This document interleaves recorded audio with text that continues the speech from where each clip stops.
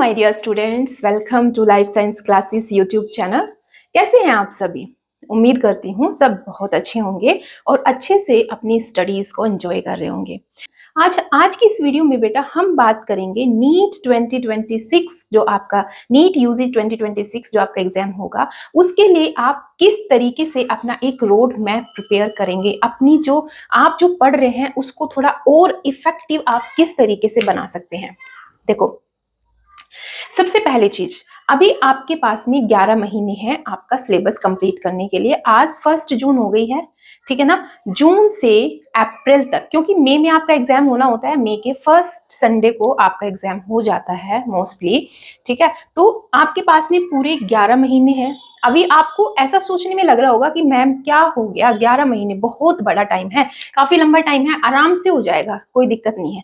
लेकिन बेटा ये 11 महीने अभी आपको देखने में बड़ा लग रहा है कि हाँ 11 महीने, लेकिन अगर आप अपने सिलेबस को उठा के देखते हो और उस सिलेबस के अकॉर्डिंग आप इस टाइम पीरियड को एक छोटे छोटे टुकड़ों में ब्रेक करते हो, तो आपके टॉपिक्स के लिए, आपके चैप्टर्स के लिए बहुत बड़ा टाइम आपके पास नहीं है। कुछ दिन ही आपके सिलेबस के लिए निकलते हैं उसमें से, ठीक है ना। तो आपके पास में एक इफेक्टिव डेडलाइन भी होनी चाहिए कि आपको इतने टाइम में ये चीजें कवर करनी है, ठीक है। तो बेटा अब अगर आप इस तरीके से सोचोगे कि नहीं पूरा सिलेबस है, 11 महीने हैं, हो जाएगा, कर लेंगे, लेकिन ऐसे नहीं होगा।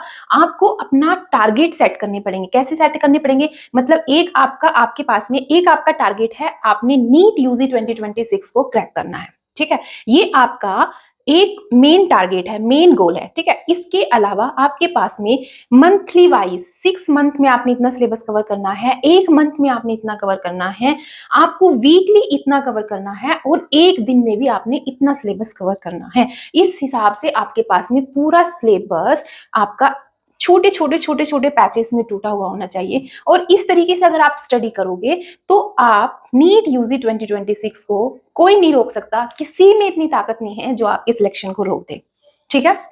देखो, सबसे पहले आज हम बात करेंगे बेटा, क्योंकि मैं बायोलॉजी पढ़ाती हूँ, इसलिए मैं आपको बायोलॉजी में कैसे आपको स्कोर करना है, किस तरीके से आपको बायोलॉजी की प्रिपरेशन करनी है, वो मैं आपको बता रही हूँ। सबसे पहले तो हमें पता है कि हमारा जो नीट का पेपर होता है बेटा, उसमें हमारा कितने मार्क्स का होता है? 720 मार्क्स का, ठीक है ना। और इस 720 मार्क्स में से, टोटल जो 720 मार्क्स है उसमें से हमें पता है कि 360 मार्क्स की हमारे से बायोलॉजी पूछी जाती है, ठीक है ना। अब इस 360 मार्क्स में से अगर आप मेरे बताए हुए रास्ते पे चलते हो तो बेटा मैं गारंटी बोलती हूँ कि आपके 340 प्लस प्लस मार्क्स पक्के हैं। 340, क्योंकि हमने सिर्फ रेफर करना है एनसीईआरटी को, और एनसीईआरटी से ही आपका पूरा क्वेश्चन, जितने भी आपके अब तक के जो नीट के एग्जाम्स हुए हैं मोस्टली बेटा उसमें से एनसीईआरटी बेस्ड ही आपके क्वेश्चंस होते हैं। कोई 1-2 क्वेश्चन होता है जिसके कोई एक ऑप्शन उन्होंने ऐसा दे दिया थोड़ा सा बियॉन्ड एनसीईआरटी, ठीक है ना, हल्का फुल्का सा 1-2-3 क्वेश्चन में हमें ऐसा देखने को मिल जाता है। लेकिन अगर चलो छोड़ दो, 2-3 क्वेश्चन को छोड़ दो, फिर भी आपके आराम से 340 प्लस मार्क्स आराम से आ जाएंगे, कोई दिक्कत नहीं है, ठीक है। आप देखो, अब इसके लिए सबसे पहले तो, क्योंकि आपने एक पूरे, हम अभी पूरे 11 महीने का एक रोड मैप बनाएंगे किस तरीके से हमें सारी चीजें फॉलो करनी है, लेकिन उससे पहले हमें फॉलो क्या करना है ये भी तो पता होना चाहिए ना, कि हमें कौन कौन सी बुक्स फॉलो करनी है, क्या पढ़ना है, कैसे पढ़ना है, वो हम बाद में देखेंगे। लेकिन कैसे पढ़ने से पहले हमारे पास में सोर्सेस तो होने चाहिए कि हमें पढ़ना कहां से है, कैसे पढ़ना है। बात करेंगे कि आपको कौन कौन से सोर्सेस रेफर करने हैं। सबसे पहले और सबसे मेन आपकी एनसीईआरटी बायोलॉजी, जो कि आपके लिए वाकई में बेटा बाइबल है, ठीक है। आपने एनसीईआरटी को नहीं छोड़ना बिल्कुल भी, आपको एनसीईआरटी को बार बार बार बार पढ़ना है, ठीक है ना। तो आपकी 11th की एनसीईआरटी और 12th की बायो की एनसीईआरटी ये आपके पास होनी चाहिए, इसी से पढ़ना है आपने। उसके अलावा जब आप चैप्टर को पढ़ते जाओगे, एक एक चैप्टर को आप कंप्लीट करते जाओगे, तो उसके बाद में बेटा आपके पास में कोई ऐसी बुक होनी चाहिए जिसमें एनसीईआरटी बेस्ड एमसीक्यूज हो, यानी कि एक ऐसी बुक जिसमें से एनसीईआरटी की हर एक लाइन से क्वेश्चंस फ्रेम हो रखे हो, एनसीईआरटी की हर एक लाइन से इसमें क्वेश्चंस फॉर्म हो रखे हो, ठीक है ना। तो आपके पास में एनसीईआरटी, सबसे पहले आपके पास 11th-12th की एनसीईआरटी होनी चाहिए। दूसरी चीज आपके पास में NCERT based MCQ practice book होनी चाहिए कोई भी। और इसके अलावा बेटा, और सबसे इंपॉर्टेंट चीज जो है वो है आपके पास में पिछले 10 से 15 सालों के पीवाईक्यूज होने चाहिए। यानी कि पिछले 10-15 सालों में जो नीट का जो एग्जाम हुआ है उसमें कौन कौन से क्वेश्चंस पूछे गए हैं वो होने चाहिए, और वो क्वेश्चंस आपके पास में चैप्टर वाइज होने चाहिए। यानी कि फर्स्ट चैप्टर से ये क्वेश्चंस पूछे गए हैं पिछले 15 सालों में, सेकंड चैप्टर से ये क्वेश्चन पूछे गए हैं पिछले 15 सालों में। और जब इन क्वेश्चंस को आप देखोगे और इनको अटेम्प्ट करोगे तो आपको एक आइडिया लगेगा कि आपको एनसीईआरटी को भी किस तरीके से पढ़ना है। ठीक है, उसके बाद में जो आपको सबसे लास्ट में काम आने वाला है वो है बेटा टेस्ट सीरीज। आपने कोई ना कोई एक टेस्ट सीरीज ज्वाइन करनी है, ठीक है ना, और लास्ट टाइम में आपने ज्यादा से ज्यादा मॉक टेस्ट पेपर लगाने हैं। फुल सिलेबस के जो फुल लेंथ पेपर होते हैं वो आपने करने हैं। ठीक है, तो बेटा ये आपके इसके अलावा आपके पास कुछ नहीं होना चाहिए बायोलॉजी में। बेटा इसके अलावा आपने कहीं से भी बायोलॉजी नहीं पढ़नी है। अब एक चीज और मैं बताती हूँ, देखो जो 12th की एनसीईआरटी होती है, 11th की या 12th की जो एनसीईआरटी आपकी जो एनसीईआरटी की बुक है उसको पढ़ते हुए आपको बहुत सारी चीजें ऐसी होती हैं जो समझ में नहीं आती है। तो उसके लिए आपको एक आपके पास कोई रेफरेंस बुक होनी चाहिए, ठीक है ना। लेकिन आपको रेफरेंस बुक की भी कोई सच ऐसी नीड नहीं है। आपको यूट्यूब पे बहुत सारी वीडियोस मिल जाएंगी, बहुत सारे अच्छे अच्छे एडुकेटर्स हैं जिन्होंने वन शॉट वीडियो डाली हुई है या जिन्होंने पार्ट वाइज वीडियोस डाली हुई है, तो आप उन वीडियोस को भी रेफर कर सकते हो। आप एनसीईआरटी पढ़ो, वीडियोस देखो, फिर से एनसीईआरटी पढ़ो, वीडियोस देखो, फिर एनसीईआरटी पढ़ो। इस तरीके से आप अपने पूरे चैप्टर्स को अच्छे से, मतलब हर एक लाइन आपकी एनसीईआरटी की सिंगल पॉइंट भी आपसे मिस नहीं होना चाहिए, सिंगल वर्ड का भी आपको ऐसा ना हो कि इसका मेरे को मतलब नहीं पता है। जब आप बार बार एनसीईआरटी पढ़ते हो तो आपको बहुत ही आपके जो कंसेप्ट होंगे एक बार पढ़ने से नहीं होंगे, कई बार पढ़ने से सारी चीजें आपकी अच्छे से क्लियर होंगी।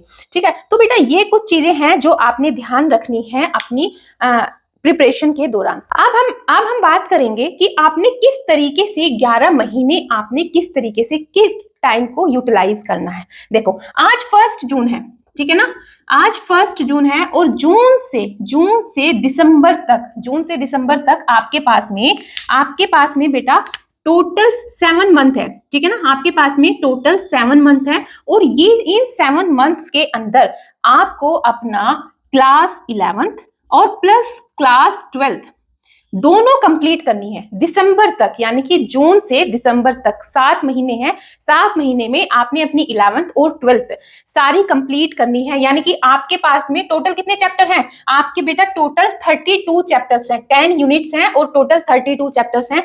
क्लास 11th में 19 चैप्टर्स हैं और क्लास 12th में 13 चैप्टर्स हैं, तो टोटल आपके 32 चैप्टर्स हैं। और ये 32 चैप्टर्स आपने इन 7 महीनों में कवर करने हैं। किस तरीके से करोगे, देखो अगर मैं बात करती हूँ 7 महीने की, तो अप्रोक्सीमेटली आपके पास में 210 दिन बैठते हैं, ठीक है ना।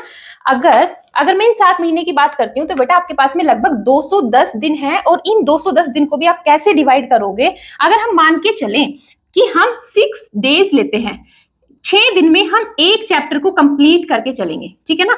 अगर मैं मान के चलती हूँ कि आप और आराम से 6 दिन आप एक चैप्टर को दे रहे हो, जिसमें से कुछ चैप्टर बहुत छोटे हैं तो कुछ चैप्टर काफी लेंथी भी हैं, तो आप उनको थोड़ा सा एडजस्ट कर सकते हो। छोटे चैप्टर को आप 4-5 दिन दे देंगे, वहीं एक बड़े चैप्टर को आप 7-8 दिन दे देंगे, तो उस तरीके से मैनेज हो जाएगा।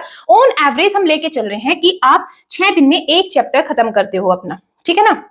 तो भी बेटा आपको 192 डेज यानी कि 192 दिन चाहिए पूरे 32 चैप्टर्स को कंप्लीट करने के लिए, ठीक है। फिर भी कहीं ना कहीं ओवरऑल आपके पास में 18 to 20 डेज बच जाते हैं। अब ये 18 से 20 दिन हम ऐसा मान लेते हैं कहीं आपको बाहर जाना पड़ गया, किसी दिन आपकी तबीयत खराब हो गई, या कुछ भी छोटे मोटे काम जो आपकी लाइफ में कभी आ गए, तो ये 18 से 20 दिन आप इस तरीके से पूरे 6 महीने में आप ऐसे मान सकते हो, ठीक है ना। तो लेकिन आपको ये 18-20 दिन से ज्यादा आपका टाइम नहीं जाना चाहिए इन सब चीजों में, ठीक है। तो अब बेटा जो ये 6 दिन आपने एक चैप्टर कंप्लीट करना है, इसमें आपने 6 दिन में क्या क्या करना है। सबसे पहले आपने एनसीईआरटी को रीड करना है, ठीक है ना, एनसीईआरटी को रीड करना है। साथ में आप यूट्यूब या आप कोई कोचिंग जो भी आप कर रहे हो, ठीक है ना, आपने वहां पे इसका लेक्चर अटेंड करना है, ठीक है। उसके साथ में आपने एनसीईआरटी बेस्ड एमसीक्यूज प्रैक्टिस करने हैं, और साथ साथ में आपने एनालाइज करना है पीवाईक्यूज को भी कि उस चैप्टर से किस टाइप के पीवाईक्यूज देखे गए हैं। इसका मतलब मैं बोल सकती हूँ कि ये 6-7 मंथ जो हैं आपके पास में, इन 7 मंथ में आपको अपने सिलेबस को कॉम्प्रिहेंसिवली कवर करना है बेटा। कॉम्प्रिहेंसिवली आपने अपने इस सिलेबस को कवर करना है, बहुत डिटेल में समझते हुए। मतलब मैं मान के चल रही हूँ कि आप बिल्कुल जीरो से शुरू कर रहे हैं, ठीक है ना, और जीरो से शुरू करते हुए अपने चैप्टर को आपने बहुत अच्छे से डीपली स्टडी करना है, अच्छे से हर एक कंसेप्ट को समझना है। भले ही चीजें तुम्हें याद ना हो, लेकिन इस टाइम ड्यूरेशन में आपको चीजों को समझना है, अपने कंसेप्ट क्लियर करने हैं ज्यादा से ज्यादा। ठीक है, ये इस तरीके से 7 महीने आपके कंप्लीट हो गए, और बीच बीच में हर 10 से 15 दिन में आपको अपना रिवीजन भी करते रहना है, साथ साथ में आपको चीजें रिवाइज भी करनी है। ठीक है, उसके बाद में बेटा आपका सेकंड फेज शुरू होगा, जो कि जनवरी और फरवरी, यानी कि ये आपके पास में 2 मंथ्स हैं। इस टाइम पे आपने क्या करना है, जितना भी सिलेबस है, अभी आप एक चैप्टर को 6 दिन दे रहे थे, यहां पर आप 1 से 2 दिन में चैप्टर कंप्लीट करोगे। ठीक है ना, 1 से 2 दिन में यहाँ पर आप अपने चैप्टर को कंप्लीट करोगे। ठीक है, और साथ में बेटा आपने यहाँ पर प्रैक्टिस करने हैं क्वेश्चंस, ज्यादा से ज्यादा क्वेश्चंस भी आपने प्रैक्टिस करने हैं, क्वेश्चंस को यहाँ पर आपने प्रैक्टिस करना है। ठीक है ना, मतलब कि जनवरी और फेब में आपने रिवीजन करना है पूरे सिलेबस का, पूरे 32 चैप्टर्स यहाँ पे आपने रिवाइज करने हैं, यानी कि आपने अब अपने चैप्टर को 1 से 2 दिन का टाइम देना है, और साथ में आपने प्रैक्टिस करने, क्वेश्चन को प्रैक्टिस करने हैं साथ साथ में। ठीक है ना, तो ये 2 महीने बेटा आपने इस तरीके से निकालने हैं। उसके बाद में मार्च और अप्रैल, यहाँ पर भी आपके 2 मंथ है। अब मार्च में भी आपने पूरा अपना रिवीजन करना है, ज्यादा से ज्यादा यहाँ पर आपने प्रैक्टिस करनी है बेटा। ठीक है, यहाँ पर देखो, यहाँ पर आपने ज्यादा से ज्यादा आपने क्वेश्चंस, यहाँ पर जो मैक्सिमम टाइम करना है वो बेटा आपने क्वेश्चन प्रैक्टिस को देना है। ठीक है ना, मैक्सिमम टाइम आप यहाँ पर क्वेश्चन प्रैक्टिस को दोगे। ठीक है, और वो भी क्वेश्चन प्रैक्टिस कैसे करोगे, विद टाइमिंग, मतलब कि स्टॉप वॉच लगा के। ठीक है ना, टाइम के साथ में आप अपने क्वेश्चन प्रैक्टिस करोगे, क्योंकि टाइम की भी प्रॉब्लम हो रही है। जो नीट में जो क्वेश्चंस आ रहे हैं वो थोड़े स्टेटमेंट बेस्ड आ रहे हैं, असर्शन रीजन वाले आ रहे हैं। ठीक है, जिनसे बेटा आपको उन्हें समझने में, करने में टाइम लगता है, तो आपने अपने टाइम को भी रिड्यूस करना है, आपको जल्दी से जल्दी अपना पेपर करना है। ठीक है, तो मैक्सिमम टाइम बेटा आप क्वेश्चन प्रैक्टिस को दोगे, और साथ साथ में जहां भी आपको डाउट आ रहे हैं तो उसके साथ में फिर से आप अपना शॉर्ट रिवीजन करोगे। ठीक है ना, हल्का फुल्का से साथ साथ में आप अपना रिवीजन भी करोगे। ठीक है, और उसके बाद में जब अप्रैल शुरू होगा, अप्रैल में बेटा पूरे अप्रैल आपको फुल लेंथ टेस्ट देने हैं। ठीक है ना, पूरे अप्रैल आपको फुल लेंथ टेस्ट देने हैं। ठीक है ना, यानी कि पूरे जो 720 मार्क्स के जो पूरा का पूरा होगा, तो आप डेली हर रोज डेली एक पेपर करो। ठीक है ना, इस टाइम पे आके आप डेली पूरा अप्रैल आप डेली एक पेपर करो, और साथ में अपना रिवीजन करो। डेली एक पेपर आपने करना है, और फिर साथ में जहां जहां पे आपको डाउट्स आ रहे हैं उनके साथ में आप अपने नोट्स को देखो, अपनी एनसीईआरटी को देखो। ठीक है ना, एनसीईआरटी के साथ साथ में पॉइंट्स आप ऐड करते चलो एनसीईआरटी पे। आपको बहुत अलग से कोई, मैं बोलूंगी आपको बहुत अलग से कोई तैयार करने की जरूरत नहीं है। नोट्स ऐसे बायो में आपको अलग से ऐसे नोट्स तैयार करने की जरूरत नहीं है। आपको अगर नोट्स बनाने भी हैं तो बहुत सारे फैक्चुअल चीजों के नोट्स बनाने हैं, जो आप एंड टाइम पे बार बार जिनको आपको रटना पड़ेगा। ठीक है ना, और मैक्सिमम चीजें आपने क्या करना है, जो आपकी एनसीईआरटी है उसी के साथ में आप अपने पॉइंट्स ऐड ऑन करते जाओ अपनी एनसीईआरटी में। ठीक है ना, क्योंकि एनसीईआरटी से ही डायरेक्ट स्टेटमेंट उठ के आती है बेटा, तो जितनी बार आप एनसीईआरटी को पढ़ोगे तो एनसीईआरटी की स्टेटमेंट भी आपके माइंड में रहेंगी। ठीक है, तो ये तरीका है बेटा, आपको 11 महीने आपने किस तरीके से अपना पूरा टाइमिंग कैसे डिवोट करना है। ठीक है ना, अब आपको ये लग रहा है कि 11 महीने कोई बहुत ज्यादा टाइम अब आपको नहीं लग रहा है, क्योंकि 11 महीने किस तरीके से हमने पूरे सिलेबस को कवर करने में निकाल दिए। अगर आप इस तरीके से पढ़ते हो तो बेटा डेफिनेटली आपका रिजल्ट बहुत अच्छा रहेगा, आप बहुत अच्छा स्कोर करोगे।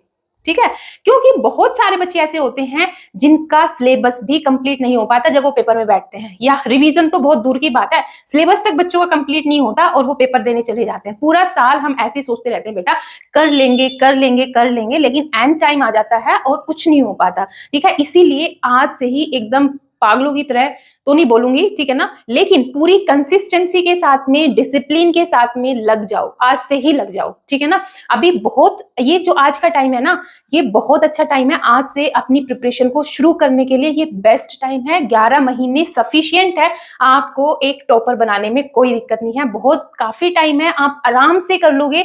लेकिन अपनी गोल सेट कर लो, अपनी टारगेट फिक्स कर लो कि जो भी आपका मेन टारगेट है उस टारगेट को कैसे हम छोटे छोटे गोल्स में डिवाइड करके कैसे हम एक एक को स्टेप बाय स्टेप कंप्लीट करेंगे।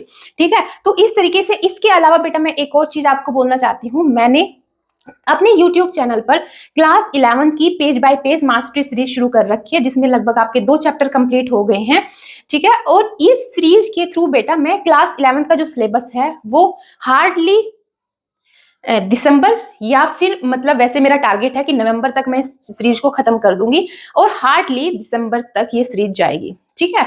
तो मेरा भी यही टारगेट है कि दिसंबर तक हम अपना सिलेबस कंप्लीट कर लेंगे। इसके अलावा अगर आप लोग चाहते हैं कि ऐसे ही हम क्लास 12 की भी सीरीज शुरू करें, तो आप मेरे को कमेंट बॉक्स में मैसेज करो कि हाँ, अगर काफी सारे बच्चे मेरे को मैसेज करते हैं कि मैम क्लास 12 की भी ऐसी सीरीज शुरू करें, तो हम क्लास 12 की भी सीरीज शुरू कर देंगे, ठीक है ना। और दोनों का सिलेबस हम दिसंबर तक कंप्लीट कर लेंगे और उसके बाद आगे भी मेरे पास काफी सारे प्लान हैं बेटा, कैसे क्या करना है, ठीक है ना। तो आप इन सब चीजों के लिए आप मेरे चैनल को सब्सक्राइब कर सकते हो, मेरी वीडियोस को ज्यादा से ज्यादा लाइक करो, अपने दोस्तों को शेयर करो, सबको फायदा होना चाहिए, ठीक है ना। Okay, thank you so much. आज की वीडियो में इतना ही, फिर नेक्स्ट वीडियो में मिलते हैं, तब तक के लिए take care and bye bye.